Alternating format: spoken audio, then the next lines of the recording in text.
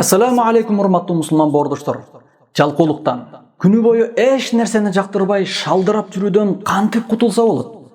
Абу Хурайра радиаллаху анху риваят кылган хадисте Аллахтын элчиси Мухаммад саллаллаху алейхи ва саллям мындай деп айтты: Яқиду шайтану аля қафият раъси ахадикум иза хуа нам саласа уқад. Уктаган кезде ар бир адамдын желкесине шайтан 3 түйүн түйөт.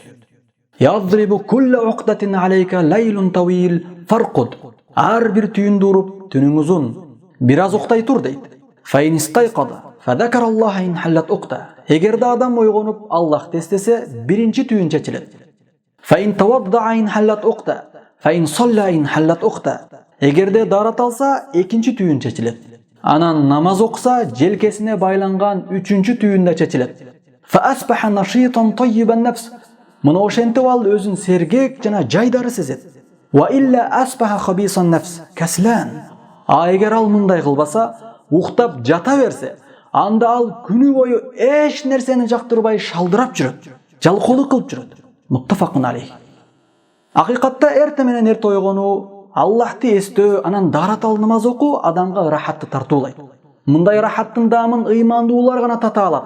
Эрте ойгонуп намаз окуган адам шайтандын байлаган түйүнүнөн кутулуп, күнү бою ал өзүн сергек жана жайдары сезет. Эрте ойгонуу ден соолукка өтө пайдалуу экендиги медицинада да такталган. Уктаган кезде пайдаланып, шайтан адамды барымтага алууга аракет кылып, 3 жолу түйүп аны байлайт. Эгерде адам эрте таңда ойгонбой уктап жата берсе, анда анын желкесине байланган шайтандын түйүнү байланган бойдон калып, ошол күнү эртеден кечке шалдырап, эч нерсени жактырбай күн өткөрөт. Жана шайтан аны ошол күнү кечке каалагандай азгырат.